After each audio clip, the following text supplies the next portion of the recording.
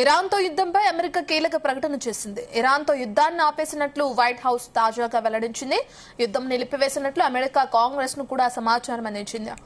1973 నాటి war powers act ప్రకారం యుద్ధం కొనసాగించాలంటే వార్ ప్రారంభమైన 60 రోజుల్లో కాంగ్రెస్ అనుమతి తీసుకోవడం తప్పనిసరి.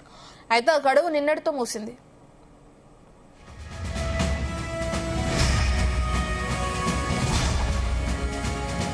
ఈ క్రమంలో ఇరాన్తో యుద్ధాన్ని ఆపేసినట్లు వైట్ హౌస్ అధికారిక ప్రకటన చేసినట్లు తెలుస్తుంది.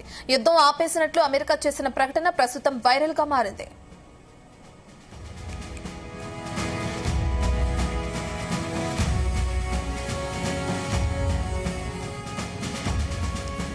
ఇరాన్ దాడుల నుంచి రక్షణ కోసం ఇజ్రాయెల్ తమ అత్యాధునిక ఐరన్ బీమ్ లేజర్ ఆయుధాన్ని యుఏఈకి పంపినట్లు తెలుస్తుంది. డ్రోన్లు, క్షిపణులను క్షణాల్లోనే కరిగించే శక్తి ఈ లేజర్ సిస్టమ్ ఉంటుంది. అబ్రహాం ఒప్పందం తర్వాత ఇరు దేశాల మధ్య రక్షణ రంగంలో జరిగిన అతిపెద్ద సహకారం ఇదే కావడం విశేషం. ఐరన్ డోమ్ తో పాటు స్పెక్ట్రో అనే నిఘా వ్యవస్థను అందిస్తుంది అన్నమాట. ఇరాన్ ప్రయోగించిన డ్రోన్లను సమర్థవంతంగా కూల్చేయడంలో వీటిదే కీలక పాత్ర.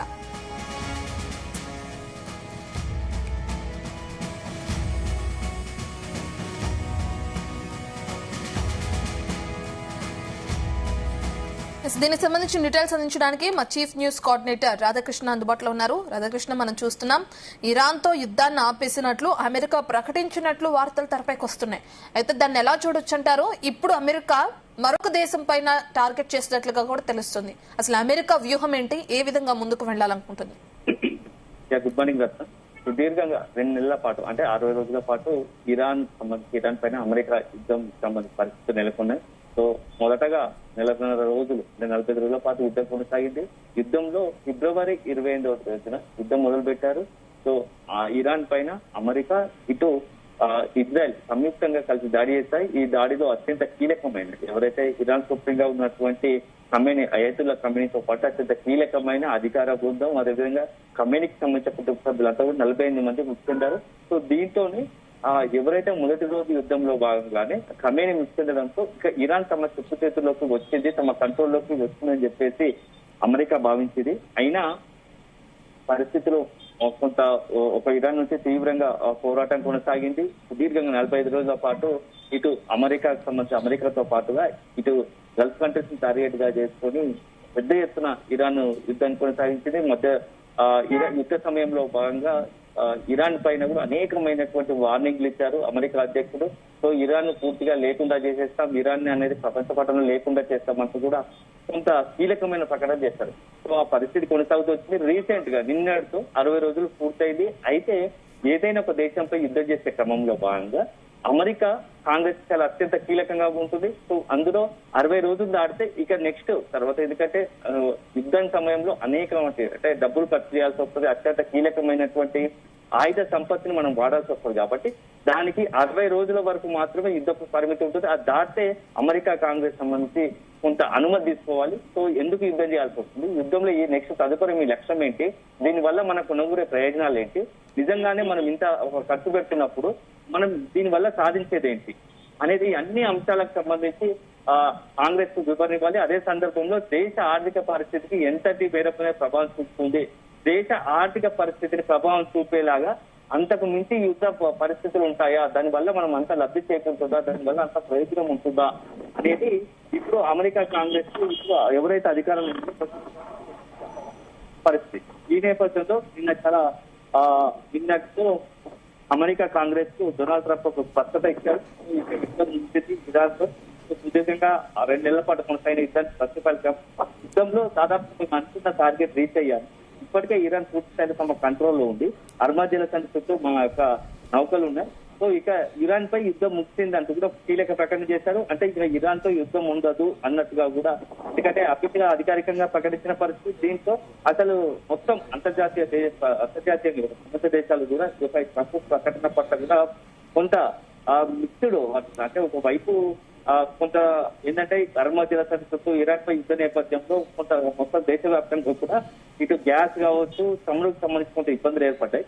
ఈ నేపథ్యంలో డొనాల్డ్ ట్రంప్ ప్రకటనతో వీటన్నిటి కూడా సాధారణ పరిస్థితులు ఏర్పడబోతున్నాయి, ఇష్టం లేదని అమెరికా అధ్యక్షుడు ట్రంప్ చెప్పడంతో ఇక సాధారణ పరిస్థితులు ఏర్పడతాయి అనే ఒక ఆశాభావంలో కొన్ని దేశాలు ఉండగా మరికొన్ని దేశాలు మాత్రం దీన్ని భిన్నంగా మాట్లాడుతున్న పరిస్థితి కనపడుతుంది. ఎందుకంటే అసలు యుద్ధం ఎందుకు మొదలు పెట్టారు, యుద్ధ లక్ష్యం ఏంటి, యుద్ధాన్ని అమెరికా అధ్యక్షుడు చేపట్టినటువంటి యుద్ధం వల్ల ఒనుగిరిన ప్రయోజనాలు ఏంటి, నిజంగానే ఇరాన్ అమెరికా చెప్పు చేతుల్లోకి వచ్చిందా, ఇరాన్ నెగ్గిందా, అమెరికా నెగ్గిందా, ఇజ్రాయెల్ నెగ్గిందా, ఇప్పుడు ఇదే చర్చ నడుస్తూ ఉంది. సో ఇన్ని రోజుల పాటు యుద్ధం కొనసాగించి ఇరాన్ పై యుద్ధం చేసి అమెరికా సాధించేది ఏంటి, ఇరాన్ సంబంధించి ఒక కొత్త వర్షన్ తెరపైకి వస్తా ఉంది. ఈ ఇన్ని రోజులు అమెరికా ఎందుకంటే ప్రపంచంలోనే అగ్రదేశంగా ఉంది, అత్యున్నతమైనటువంటి ఆయుధ సంపత్తి, అత్యంత సాంకేతిక పరిజ్ఞానం కలిగినటువంటి రక్షణ వ్యవస్థ కలిగినటువంటి అమెరికాను సైతం ఇరాన్ ముప్పు తిప్పలు పెట్టిందా? ఎందుకంటే సుమారుగా 45 రోజుల పాటు యుద్ధం కొనసాగితే ఎక్కడ కూడా ఇరాన్ వెనక్కి తగ్గలేదు. పైపెచ్చు ఇటు గల్ఫ్ కంట్రీస్ ను టార్గెట్ చేసుకుని, ఇజ్రాయెల్ టార్గెట్ గా చేసుకుని ప్రపంచ దేశాలకి ఒక వార్నింగ్ ఇచ్చేలాగా, అంటే తను ఏం చేయదలుచుకున్నామో తను అర్మాజల సంధి మీద పట్టు బిగించి మొత్తం ప్రపంచ దేశాలని ఒక రకంగా అతలకుతలం చేసింది. సో ఆ రకంగా ఇవన్నీ చూస్తూ ఉంటే ఈ యుద్ధంలో మొత్తంగా ఇరానే పైచేయి సాధించిందా అనే అనుమానాలకు కొంత మొత్తం సందేహాలకు ఇప్పుడు వచ్చేలాగా, అంటే ఇరానే పైచేయి సాధించే ఒక చర్చ కూడా జరుగుతుంది.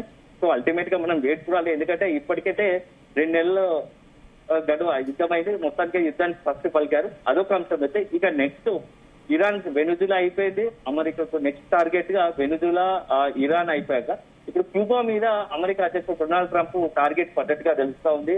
సో వెనుజులాకు సంబంధించి అధ్యక్షుడిని ఎలాగో వాళ్ళ దేశంలోకి వెళ్లి అతన్నే తీసుకొని వచ్చి ఎట్లాగో అరెస్ట్ చేసి తీసుకొచ్చిన పరిస్థితి మనం చూసాం.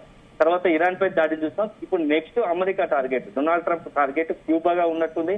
క్యూబాకు సంబంధించి చాలా కీలక ప్రకటన చేశారు. నా తదుపరి లక్ష్యం క్యూబానే. ఇక క్యూబాలో ప్రస్తుతం అంటే అన్యాయమైన ప్రభుత్వం, అవినీతి ప్రభుత్వం, లెక్కలేని ప్రభుత్వం నడుస్తుంది. సో క్యూబాలో ఇప్పుడు తమ టార్గెట్ క్యూబా ఉంటుంది. క్యూబాను మేము వశపట్టుకోబోతున్నాము, మేము స్వాధీనపరచుకోబోతున్నాము త్వరలో అంటూ కూడా ఈ రోజు జరిగినట్టు అమెరికాకు సంబంధించిన అత్యంత కీలకమైన సమావేశంలో డొనాల్డ్ ట్రంప్ ప్రకటించారు. సో ఇప్పుడు క్యూబాకు సంబంధించి చెప్తూనే మా దగ్గర ఉన్నటువంటి యుద్ధ నౌక అత్యంత కీలకమైన ప్రపంచంలో శక్తివంతమైనటువంటి యుద్ధ నౌక అయిన అబ్రహం లింకన్ తమ వద్ద ఉంది. అది 100 గజాలలో, క్యూబాకి 100 గజాల దూరంలో ఉంటే చాలు క్యూబా తమ చేతిలోకి వస్తుంది, అక్కడ వాళ్ళంతా కూడా లొంగిపోవాల్సిందే అన్నట్టుగా కూడా ఒక ప్రకటన చేశారు. ఇవన్నీ చూస్తూ ఉంటే ఒక్కొక్క దేశాన్ని టార్గెట్ గా చేసుకుని డొనాల్డ్ ట్రంప్ వరుసబెట్టి చేసుకుని దారిలో దిగబడుతుంటే మాత్రం కొంత ప్రపంచ దేశాల నుంచి అమెరికా లక్ష్యం వేరు, అమెరికా తమ సొంత ప్రయోజనాల కోసమే ఈ దాడులకు పాల్పడుతుందా అనేది కూడా ఒక రకమైన చర్చ జరుగుతుంది. సో అల్టిమేట్ గా చూడాలి నిజంగానే ఆ క్యూబాపై దాడికి దిగబోతున్నాడా, క్యూబాపై దాడి చేస్తాడా? ఎందుకంటే ఇప్పుడు ఇరాన్ పై యుద్ధం వచ్చింది, నెక్స్ట్ క్యూబా మీద పడబోతున్నాడా డొనాల్డ్ ట్రంప్ అనేది కూడా మనం వేచి చూడాలి. అల్టిమేట్ గా ఆ డొనాల్డ్ ట్రంప్ ప్రకటనలో ఈ రోజు ఇచ్చిన ప్రకటన రేపు అమలు చేసే విధంగా ఆయన ప్రకటనలు ఇవ్వడం మట్టుకే అమలు చేయడం విషయంలో చాలా ఇప్పటి వరకు చూస్తాం కొన్ని అన్నిటిని అమలు చేయలేని పరిస్థితి, చెప్పేది ఒకటి చేసేది ఒకటి. సో క్యూబా విషయంలో కూడా అలాంటి ఏమైనా ఉండబోతుంది అనేది కూడా మనం వేచి చూడాలి. మరి క్యూబా మీద స్పాట్ ఫిక్స్ చేసేసామని కూడా డైరెక్ట్ గా చెప్తున్నారు ట్రంప్. మరి క్యూబాకి సంబంధించిన అధ్యక్షులు ఎవరైనా స్పందించే అవకాశం ఉంటుందా? వాళ్ళు స్పందిస్తే ఏమంటున్నారు వాళ్ళు? ఎప్పుడైనా తన దేశం మీద ప్రత్యేక ఎవరైనా దాడి చేస్తున్నారన్నప్పుడు ఖచ్చితంగా అక్కడి నుంచి రియాక్షన్ ఉంటుంది. ఆ యుద్ధాన్ని ఎదుర్కోవడానికి ఎంత చిన్న దేశమైనా తమపై ఇతర దేశాల వాళ్ళు ఎవరైనా దాడికి పాల్పడుతున్నప్పుడు ఖచ్చితంగా దానికి కౌంటర్ ఉంటుంది. దానిపైన ఎదురు తిరుగుతాము, మేము ఆ దాడిని తట్టుకోగలుగుతాము. మా జోలికి వస్తే మా రక్షణ వ్యవస్థ మాకు ఉంటుంది, మేము కాపాడాల్సుకోవాల్సినంత కూడా మేము కాపాడుకుంటాము. దాడి చేసేవారు ఎవరైనా సరే ప్రత్యర్థులు వారి దాడులు ఆర్డర్ కొనసాగమని చెప్పి చిన్న దేశాలైనా ఇప్పుడు ఇరాన్ సంబంధించి కూడా ఇరాన్ చిన్న దేశం, ఇరాన్ మేము దాడి చేస్తే తమ చేతులకు వస్తుందని అమెరికా భావించింది. అది ఇరాన్ విషయంలో ఏం జరిగిందో రేపు క్యూబా విషయంలో ఏం జరగబోతుందో కూడా అది కాలమే సమాధానం చెప్పాల్సి ఉంటుంది. సో అల్టిమేట్ గా మనం వేచి చూడాలి. మరి డొనాల్డ్ ట్రంప్ అన్నట్టుగానే క్యూబాపై ఎప్పుడు అటాక్ చేయబోతున్నారు, ఎప్పుడు దాడి దిగబోతున్నారు అనేది మనం వేచి చూడాలి. Thank you Radhakrishna.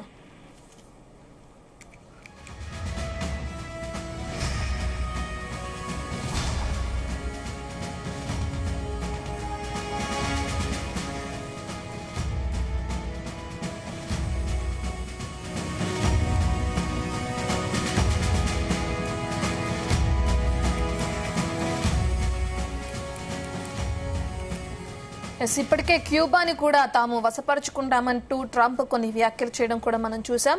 దానిపైన మేము స్పాట్ ఫిక్స్ చేశామంటూ కూడా ఆయన ఘాటు వ్యాఖ్యలు చేశారు. తక్షణమే క్యూబా నాయకత్వం లొంగిపోవాల్సిందేనని ట్రంప్ అల్టిమేటం కూడా విధించడం జరిగింది. అయితే తాను అక్కడికి ఒక నౌకను పంపిస్తే చాలు వారు లొంగిపోతారని చెప్పారు ట్రంప్. అమెరికా త్వరలో క్యూబాను ఆక్రమించుకుంటుందని అన్నారు. ఫ్లోరిడాలోని ఫామ్ బీచెస్ లోని ఫోరం క్లబ్ లో జరిగిన ఈ కార్యక్రమంలో ఆయన వ్యాఖ్యలు చేశారు. కార్యక్రమానికి హాజరైన మాజీ ప్రతినిధి డాన్ మైకాన్ ఉద్దేశించి ట్రంప్ ఈ విషయాన్ని లేవనెత్తారు. దాని స్వస్థలం క్యూబా, దానిని మనం దాదాపు వెంటనే ఆక్రమించుకోబోతున్నామంటూ అన్నారు ట్రంప్.